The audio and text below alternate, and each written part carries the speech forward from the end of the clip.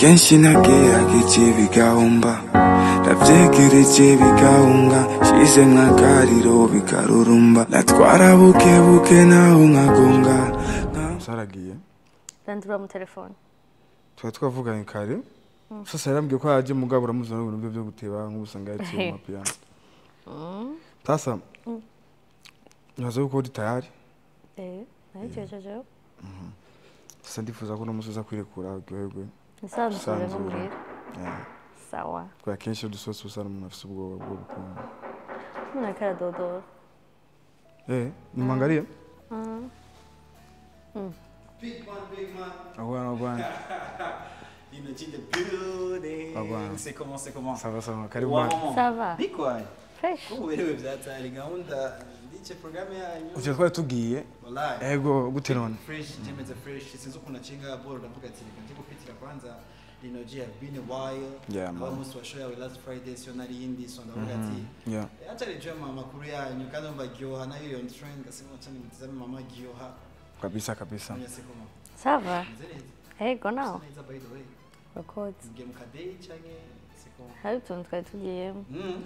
Tukwakira none canke umeze neza okay. Fresh kind urumva sinza kujya umwanya munini ya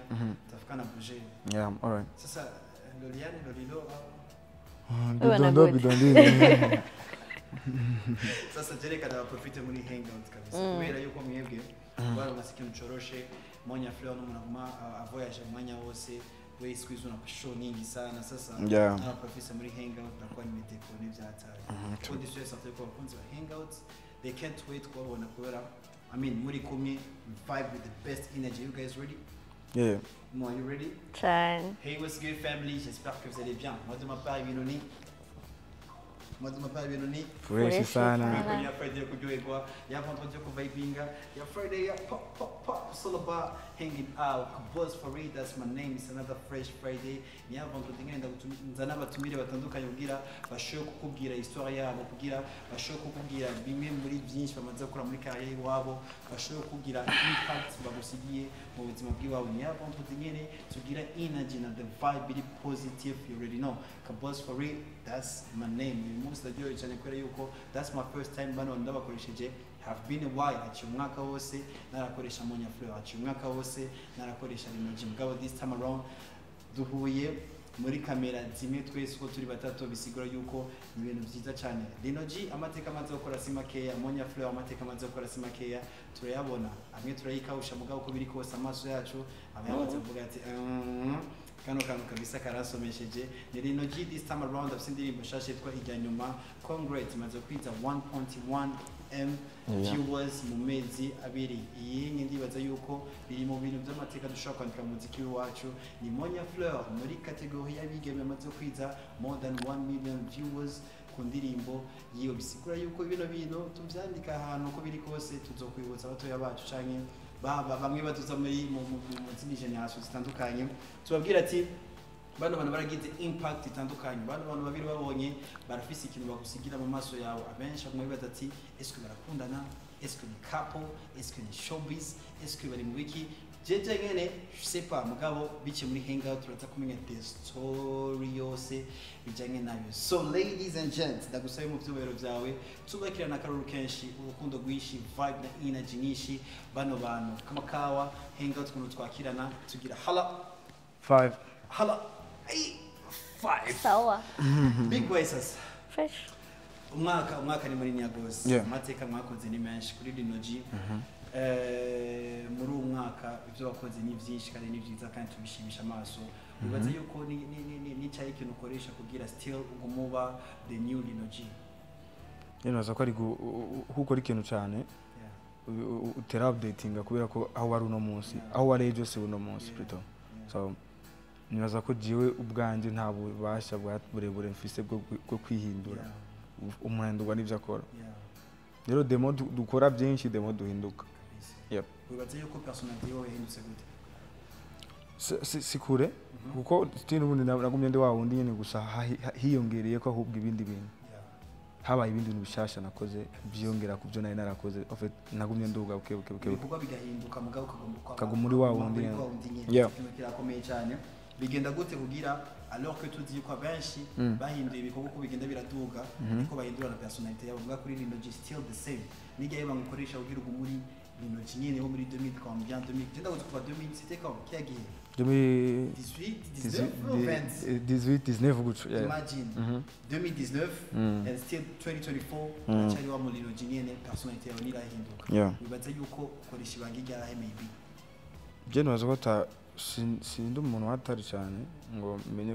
ngo ntandukanye n'abandi ahubwo jewe ibyo nshaka gushaka ko ni byinshi biri kure cyane uvuga ko nta kintu nashitse ko kirenze cyo tuma mbona ko ntegezo guhinduka kuno mwanya njyewe nizera ko nzohindurwa n'ivyo nkora apana kwigira si ofet kwigira ikintu si sawa ahubwo ibikorwa nyine kugendura kora kugendura duzi ibikorwa byawe biraguhindura byo nyene. The question is ni kubijanye na career iwawe aho tugerageza kubona yuko ubanda yugira ama step menshi kandi meza kandi ari positive cyane même si ama negativity sometimes agumaza mugabo turavye kuri côté positive nizo ari nyinshi cyane ngamonya ubaza yuko the secret y'umuririmbyikazi w'umukobwa kubanda yagira ama step manini ari ya alors que tuzi yuko benshi it's hard for them kugira bashobora kugira those kind of steps muta sinzi kubera yuko cyambere coco nta formule bigira kuko ushobora kuvuga ati bisaba ibi n'ibi ugasanga hari abafise ivyo bintu bisabwa ngo bitakunze abandi batabifise byakunze ubuntu bw'Imana muto bisigura yuko babantu tubona yuko bikwama sometimes kuri kote y'abakobwa si ubuntu bw'Imana bafise no sivyo navuze ahubwo ni ubuntu bw'Imana kandi n'igihe c'umuntu kirabaho harabaho ndazi igihe c'umuntu parce que natwebwe ntitwatanguye and then bica birakunda kandi kuvuga ko tuba dufise ubuntu bw'Imana no nigiye peut-être bwagere kugerageza kwereka imana ishaye kuri bato y'abakobwa bashaka kuza mu nzira byose birashoboka ushizemo ishaka gukora no gusenga birashoboka ndabizi neza ko hari ibintu byinshi cyane bicana intege ariko birakunda tu have been a while tutakubona amashow bamwe bakazana amakomentari negative ati natwereka experience iwe ya mbere muri show kugira peut-être next time azoronka agaframbo umutumire ari benshi mu mashow bivuze yuko kwifunga kwiwaho kutaja mu mashow bifise côté positif yakiwe kuko ndisuye sata yuko ku mahits ufise aba promoters bakurondera ni benshi bifuza korana nawe mugabo ukavuga ati no this time kamagari kareka ndire niya yente uri kurabona uri kuri yubakira kuri ejo kwiwawe kuri kanya iwawe rufite yo kumara igihe kinini utagira amashows je nibaza ko atamuntu umwe nigeze nankira kuza gukora show no nibaza ko habaho ibintu byo kutumvikana ukuntu ku fombo ego d'après valeur canke level ugeze wibaza yuko promoters bakora iki ndi kugira abagaciro mu artiste wabo sinibaza ko cari ikibazo c'aba promoter cari ikibazo c'abantu bategura amashow ibyo wazo wabasaba sivyo je nibaza ko twobivuga uko nyene nice one ryoha right now ndi bimeze fresh sana uriko urahanura surtout jeunesse babwira ati umva by'urukundo no masana stop mujanye n'urukundo hana ngo urukundo ni no masana we si umva urwo rukundo utari ko ruraguha amahoro hariho urukundo hariho n'urukundo rwacako kajagari isanzura okay hariho urukundo ushaka kuba ririmo mugabo stress zikama ari stress genre ukama ufise ibibazo byinshi nubwo twavuze ko duheba twavuze ko en général urukundo rwose turuheba no akarona kunze rero batanze n'ama example ati mbiriza nakara nakabyarase wowe urinde ubwire bishoboye kunze ni inspiration kuyihe lifestyle waciyemo ni mu waciyemo peut-être uvuga ati why not nashobora gutanga message y'inyibiki mu ndirimbo je nibaza yuko hageze kuririmba ego birashika umuntu akaririmba true story mugabo jewe nibaza yuko turirimbira abantu muri rusange ko iyo nshaka kugira true story nayo kuyiririmba jeje nyine nkayibika nkaza ndayumviriza jeje mbwa yari genre muri rusange ibintu twese tubona nibaza ko atamuntu numwe bitaragora nawe no mu rukundo uvuga ni ka twese duhuriyeko yego Lino wowe na Monia mwamaze kuronka occasion cyangwa opportunity menshi batarigira baronka muri kaya iwabo wowe warakoze indirimbo na Sabi King indirimbo ya mera fresh sana viewers araduga indirimbo ya mu bantu Monia yaronse opportunity yo gukora indirimbo na Big Fizzo the legends muri no muziki wacu sibyo gukora indirimbo nabajyanye si ikintu coroshe azato nkuko nabivuze before mwibaze yuko nicaye ikintu cyatumye bo bavuga ati je ndifuza kuja kwa Lino G canke jewe ndamuhaye opportunity Monia gashobora kwa nawe peut-être mwarize ukuntu mushobora kwitwara imbere yabo kugira bashobore kuba iryo bakwe canke n'igihe banga mwakoresheje nimba peut-être mwavuga ati ngiye bisto jaramira ati etia je natuye wowe kubera kino kintu n'iki Monia peut-être refuse amubwira ati wazigamo je natuye wowe kubera iki n'iki je doza ko ari Imana ahanini igena ibihe ibiba umwanya biza kubera ko ntabwo ndi kuririmba bwo bivuga ngo ndirimba neza gusumba abandi baririmbyi cyangwa ngo nije nari nkwiye mu mahirwe gusumba abandi ya jebwa Sabi bwa mbere natwe kumusaba kora bo 2017 niho twatanye guhura kwisanzura namusabye kora bo 2017 tugiye kwa Koli muri ngo arambwira ati umunsi umwe tuzokorana ariko ntiharagera icyo gihe numva ari ibintu numva neza umenga nsize arahasuzuguye cyane urabizi uyu ushaka ikintu bakakikwangira urumva yuko ari ikintu urumva umenga hari ikindi kintu nyine ubuze ati ibintu birashoboka gusa mbwe tumunsi umwe tuzokora rero mu nyuma igihe cyaje kigeze niho twahuyongera arambwira ati uri kubona ubwo tuzokora kandi binoza ko nta buhinga nta buvuga ngo naribye neza nsumba abandi cyangwa ngo namweretse ibitangaza byinshi cyangwa ngo namuhaye amahera cyangwa na aya aza yuko twarahuye turahuza turakora ariko gikuru ni kumenya uko witwara kubagukuriye kore yuko akenshi iyo turonse iyo abantu batari kumenya usigara hari uruzi gushaka ko indirimbo ugasumba ama views Sabi cyangwa Big Fizzo indirimbo yukarabwa cyane yuca mu mengo uri hejuru yiwe ukibagira ko uwo muntu ivyo bintu wowe ukoze ubwo amaze imyaka myinshi cyane abikora umuntu amaze imyaka irenga 5 6 7 8 9 akiri muri bya bintu nyene kandi akibikora neza uwo muntu akwiye kubaho kandi mu iterambere tuba tuje tukiri bato ukeneye impanuro no kumva amabanga bobo kuri iki wewe waririmbye muri 2010 no muri 2019 2020 ukabukiririmba n'ubundi abana generation zacu nyinshi niziteba nyinshi usanga muri ibyo ajijo itatu ni myinshi ni mu mwaka w'imyaka iruka mubura rero nibaza ko ari kutaganira nababikoze mu inyuma cyangwa ukasanga muri ibyo yaje atazi cyarondera ari yuzi cyurondera uramenya aho kirondera hari igihe baba bazi ico barondera mugabo okay, sorry to say that mugabo ikintu kimwe hariho sinzi umuntu yambwiye n'umuntu yigeze kumbwira iki kintu yambwiye ati wewe uruwo uriwe uno munsi parce que ntuzi ko uriwe we ntavyo ubona en fait nibaza ko nimba ari ikintu cambere coroshe ku maintaining like what you are doing just ignora ijya lifestyle y'abasani cyane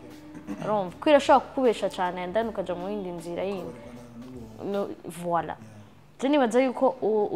ushoboye kubaho ubundi buzima wowe warusanze ubayeho ukabandanya ukora uvuga ati jewe ikambandanya nkora ntitaye kuvyo ndikunda kuri resultat ndiko ndaronka sindayitaho cyane bandanye focusinga ku gukora cyane nibaza ko bifasha cyane ako kandi birava ko ufise indoto zigera hafi yumvira ibintu bya hafi kenshi yumvira ibintu bya hafi ahantu kose kaje kanini ubona umenga ibintu birenze cyane gose mugabo yuri umuntu uyumvira ibintu bya kure ntiwigera ubona ko ivyo bintu birenze kabisa niyo ndirimbo yawe iraba abantu bayikunze ahubwo bigutera ubwoba bakavuga ati eske what's the next thing uramaze gushikirwa na mama Monia aho umufana azi wabaka kwidogera uzi yuko ibintu akara n'idogera n'ibivuye kuri jewe nibi bivuye kuri buno buzima bwo star tubayemo and we are supposed to live like a star. I mean, par exemple, nk'ubunye umufanakazi wakubwira ati Monia kubera iki umuntu agusaba ifoto mugabo ukamenya adashaka alors que muri iyo moment you were supposed to acting like a star. Je nibaza yuko nitanze ko akarorero jewe ikintu cyose ntakora c'est parce que ntagikunda personnellement pana ko yakunda umustar. Ndeka ndaguha example ikintu cerekeye kwishura message kuri WhatsApp nibaza ko ndagifa n'abantu benshi cyane mugabo jewe nyene apana okay jewe shugwe ry'Imana Monia was atari Monia Fleur kwishura message birangora cyane nuvuga ye ni example no kuvuga kuba bingora kwishura message c'est pas kubera yuko ndi Monia Fleur c'est parce que jewe nyene personnellement birangora nyene bisanzwe ari ibintu canke ibintu byo guhura n'umuntu and then ukamutwengera genre ukamuramutsa ugize hari igihe nyene mbafite ibindi bintu by'iwanje nyene mu bitanahuye n'ubusaha wa jewe personnellement ikintu nakora nuko yako jewe ntagikunda pana kwera ubusaha. Igitabo cy'ubuzima bw'uri bakaya yawe kitavute inkuru ndende shayi ni inkuru ndende inkuru ndende kwera birakwiranye ni igitabo kizoba cyitwa page yo kubabaza kwandika amajambo ya page yo muri kaya yawe umuntu wakingumva kubabaza nivyo ibintu kwandika yani inkuru ndende nawe nyene iyo rero iyo onye rafise n'amasezo yarafise n'amasezo muri ico gitabo nyene niki wo mwandika ku majambo ya wo mwandika kuri page ya kangahe cyane baza ko no mwandika muri iyi page nyene tugezemo wo kwandika ibintu bijanye niki kuri Lino G. Who's this guy? Sanzuri Sanzuri unajije kwandika mu muziki. Umwandika mu muziki?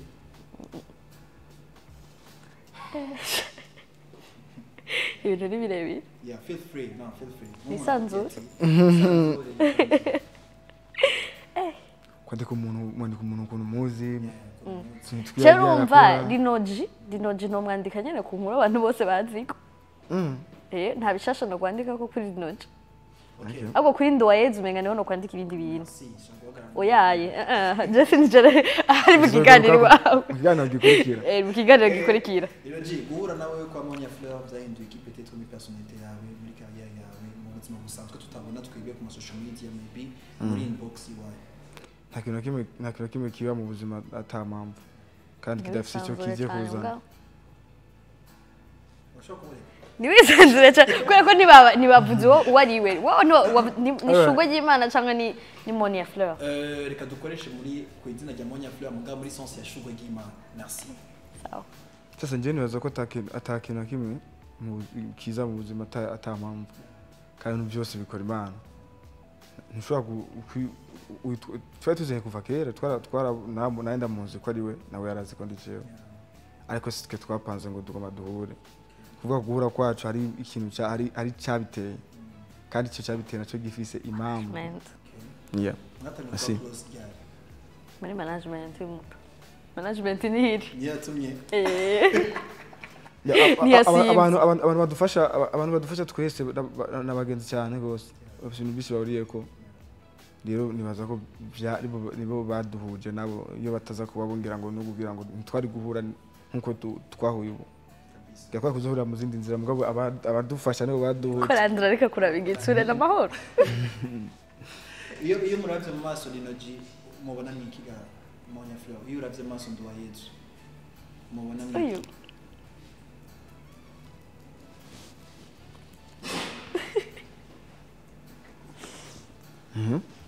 Tena mwana mu uyunye doe. Jadi kato.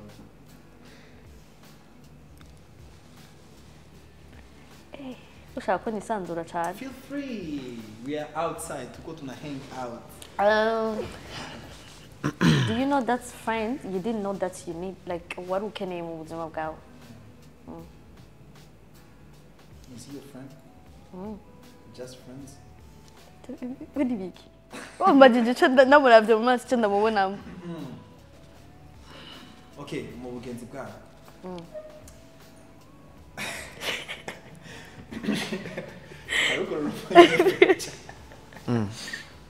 Lino, ubugenzi bwanyu kuri côté carrière ya music turabona yuko Monia Fleur ari mu bantu peut-être bakora ama challenge menshi indirimbo zawe kandi akabishyiramo feelings irenze cyane akabishyiramo umutima uri deep nawe wese loka ku ndirimbo za Monia côté challenge ça se voit yuko bro there is something do you feel something kuri Monia cyane kubera uko dukora uko nshobora gukora iby'uwundi muntu tutari kumwe hafi siko nkora n'ubuzima busanzwe si muziki gusa uko ushobora gukora ikintu dufate nk'umuntu agusaba service ari umugenzi wawe mugendana kenshi mukorana cyane uranyaruka cyane cyo kimwe n'umuntu muhura mu ibarabara akagusaba urumva rero umuntu turi kumwe hafi ntegerezwa gukora ibintu byiwe nka wa muntu tureke gukora umuziki wasohotse ndabikora nka wa muntu turi kumwe hafi nyene bigiye mu ndirimbo kabisa acting ubu legends iyo muri kumwe acting ubu comment je nibaza ko legend ari Lino G ndoheze si legend ndoheze ari romantique byatari baravuga uvyumviriye kibazo kiri wawe ego ari romantique byatari baba na care byatari Sharokani Priyanka muhimbi yeah Lino umunsi weze utavugana na Monia without text change online birabaho burya biraba ngo twumve n'ibyaba nzokubwira barindiriye mu kindi kiganiro gikurikira bazoguhera biraba nice one waragize posts uragira yuko muri kumwe na post arasaneza kuri Instagram yanyu mwaragize collab kuri Instagram yanyu and the caption was Lilo Lilian tugageje kuri amateka y'umuziki wacu uravye ama step Lilo na Lilian bagize mu muziki bara abantu twavuga ati ama couple yose yifuza kumera nabo sibyo ijya caption isigura ikintu kinini cyane peut-être ku bakunzi b'umuziki one day murawishinga to have that kind of chemistry ya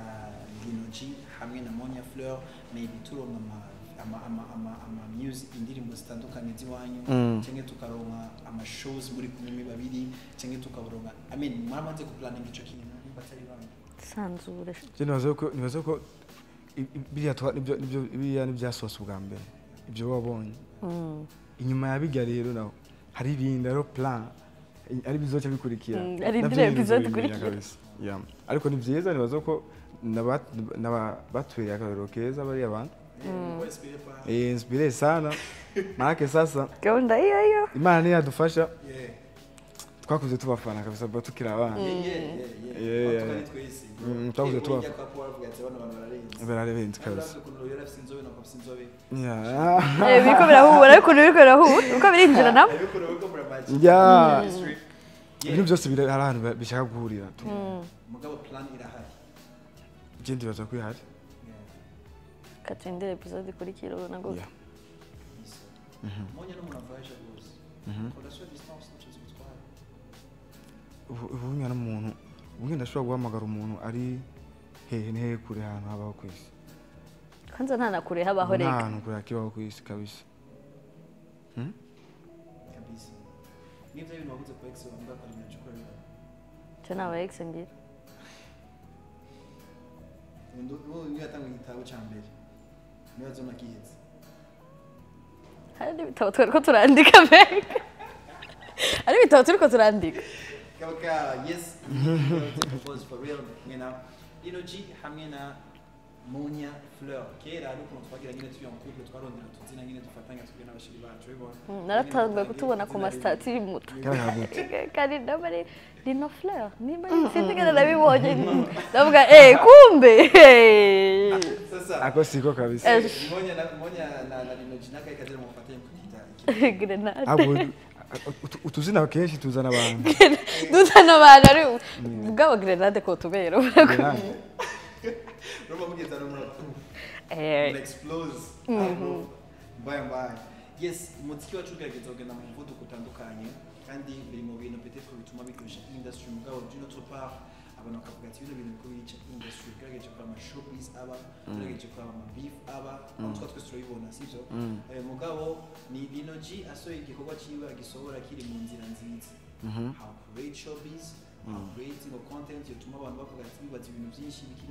biki est-ce que nigo trusting music ya uwo mutange mu bantu canke si wowe nuri Lino G akora ivyo bintu kujya kuntu ubona twavutse mu miryango itandukanye nako twakuze burya kujya twakuze nako tubayeho burya mwese afise ukuntu yagiye arabaho n'ubuzima bw'ikuntu bumeze njye ubuzima bwanjye ntibunyemerera gukora ikintu kitari cyanya atari cyo ngiyemo nimba ari umwanya wo gukora umuziki wo kuwusohora no kuwusohora naza ko ibyo bintu ntanabishoboye ngira ngo siwe jewe kabisa jewe ni jewe w'umuziki no gusohoka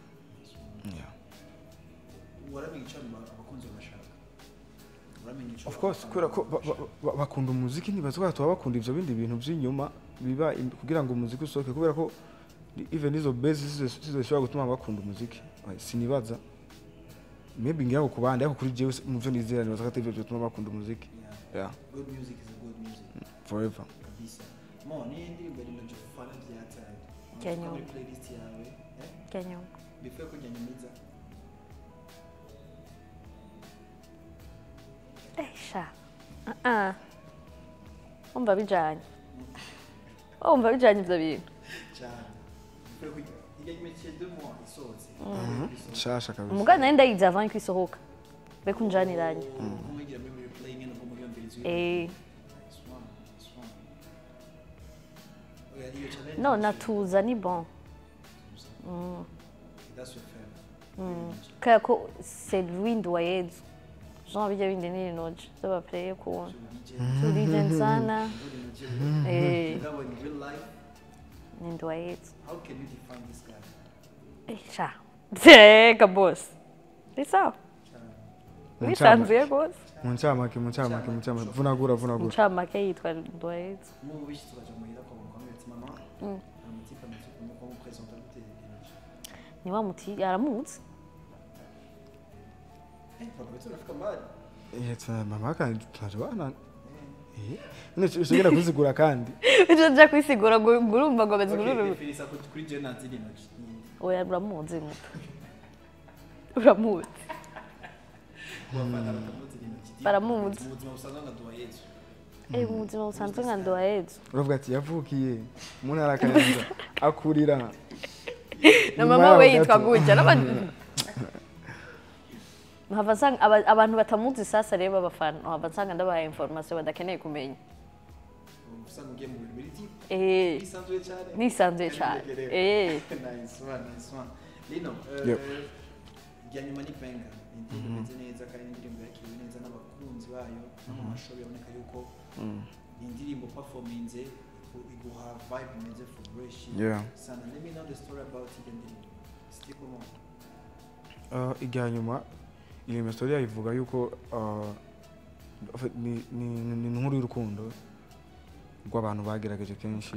abantu abababaje abantu bagiye barabara mu rukundo mugabo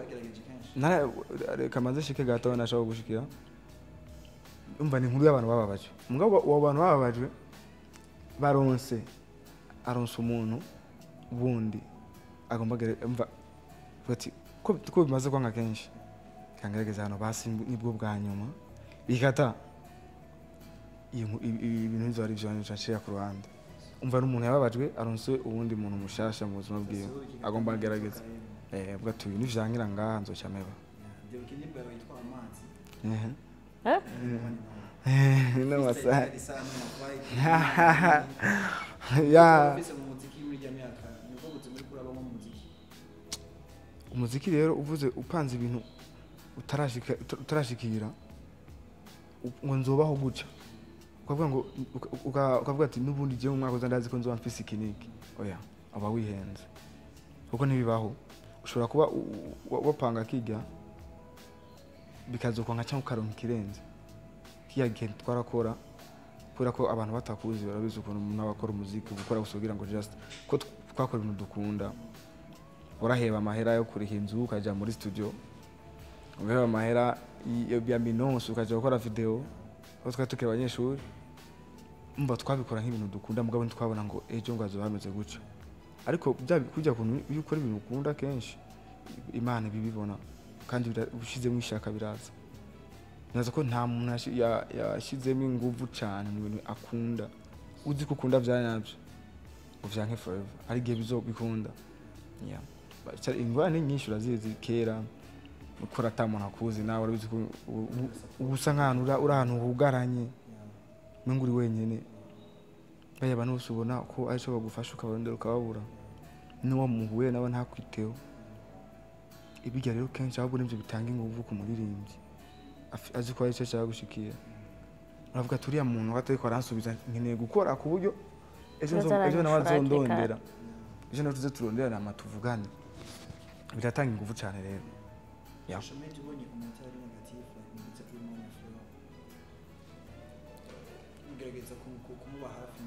negative gute how muri kotiri yo kumushyira hasi yo kumuvuga nabi yogira iki kubera umva right now Monia turashaka kumushyira muri list y'abadivas dufise mu industry sivyo uvuga ati na ma top 5 cyangwa top 4 y'abakobwa bariko barakora music Monia tutegerezwa kumushyira muri list mugabo ntiyabura abantu banza bavuga ati muri kote biri negative muba hafi muri gute njye naje ko ivyo bintu babatanavyitayeho ahubwo vyitayeho hari igihe batanabibonye rero kubera abazi ahubwo uyu yabibonye ubwa mbere aca bimbwira kandi abimbwira reka aratwenga kubera ko bazi ko atari byo naza ko commentaires negative ahubwo ni ibintu biryoshye gusoma tu udasoma ugatwenga ubwo ati kumbe hari abantu bazi ibintu byanje nanje nazi abantu bose kujya nakubwiye ko abantu ukujya uvuka kujya ukura ni nakubaho rega urugendo urongera ko ibintu bimwe mbwo bari ibintu aho wavuye ntiyakuva inyuma sasa rero umuntu wese ashobora kwibonera ibintu kuri Facebook yibereye muri situation zitameze neza burya uzura bukoresha telefone wewe biravana na mundu wewe urimo muri ako kanya uryohewe unandika abajambo napiga amasitory ige mu telefone no muhunga amasamu tera inkuru uryohewe mugabo mugihe babaye urabizi nawe naka commentaire ushobora gutanga nawe urakumva ukuntu kaba kameze mukorenze neza kino kiyago cyacu kubera ndi stress ate ko kwiga many stories yo kuyaga niko kintu kijanye na entourage wacu iyo tubonye une fille cyangwa une femme agiye muri music tumubona muri zangiso nashatse kuvuga ka zangiso mbi zangiso zigize ikibuge muri ibi n'ugiye muri ibi ndifuza kumenya est-ce uko tryinga kwerekana image yayo ku bavyeyi peut-être bashobora opportunity ku bana babo bagira ati Monia yarabikoze so why not me est-ce que ni take mu bagiye peut-être kugira dushobora mu industry mu abakobwa bakinyezi benshi dushobora mu industry mu bakora videos benshi dushobora mu industry irimo pourcentage peut-être niniya y'abakobwa cyane nazaza ndababwira vraiment ahubwo ibikorwa birivugira Petse nishaka inina kugiye avant je nta bintu byinshi ushaka kwerekana ngo urumva ngo ni juste ukwereka ko birashoboka c'est possible kandi nibaza yuko sabaririmbyi bonyene sabaririmbyi kazi bonyene baja muri izo ngeso hariyo pourcentage nini ya cyane y'abandi bantu bari muri izo ngeso bataririmba yes rero birakunda ndahari kugira uronke example nziza yo kubona ati birashoboka icyo umuntu akora si cyo kidefinisa wari cyangwa ingesa afise tumpetana sister pala 5 chukua hiyo kula hiyo nikuletea kwa loje ni sawa tu ewa kabisa grand merci kwa dukurika mu kiganiro cha Hangout kama unaiko chemistry yangu shakujana aronsa wada na wada Imani birimo hariho nigeze kumbwira yuko artiste biroroshe ko baja mu rukundo kubera bo baratahura n'ivyo barimo gusa mugabo umuririmbyi n'undi muntu atari umuririmbyi abaririmbyi baravangana rwose je nibaza ahubwo urazi ndagutera inkuru je nibaza ko abaririmbyi batavangana ahubwo bafise umwanya ahubwo uwo mwanya nabo baronkerega kandi bavuga ati jewe ni nabijamwe hari abaranzi bon ukundana deja ukundana n'umuririmbyi nibaza yuko uwo muntu atari umuririmbyi first of all uwo muntu ategezwa kuba ari proud y'uwo muntu ategezwa kuba ariko arapost uwo muntu cyangwa je sais pas sasa wowe ubibona gute none kinoza ko iyo nkuru ikigenda cyane yuko n'abaririmbyi bacitingana cyane ngo byigeze kuba kera ibyo bintu twavuze uva tukira abana ananga abaririmbyi kabisa oya cyangwa usanga baranababeshera je mugana navyo ndabona usanga byageze kuba nko muri za 40 abaririmbyi batanguye kubaho cyane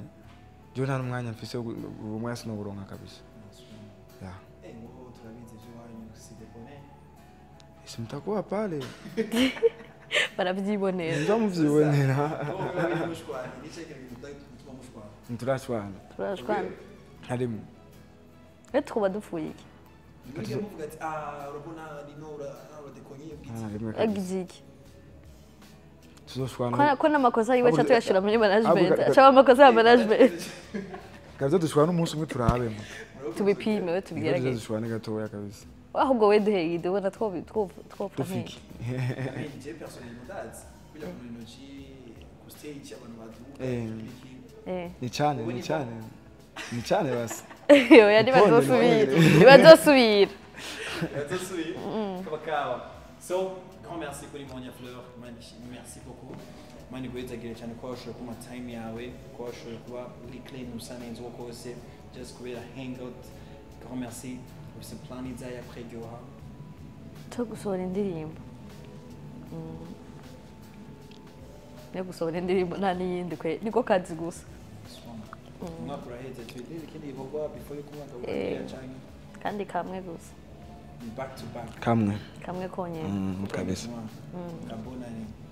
mbona no way Lino G, have you got something to share n'abakunzi bawe kinoza ko twama twavuganye nabo kenshi ariko ko twongeye tukagirwa n'amahirwe kandi foto bavugishe kandi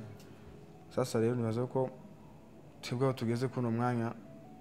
tugeze ahabo twageze kubera abo yoza ko badahari twari kuba twageze n'undi ijambo rijyanye n'ine tuko turasaba support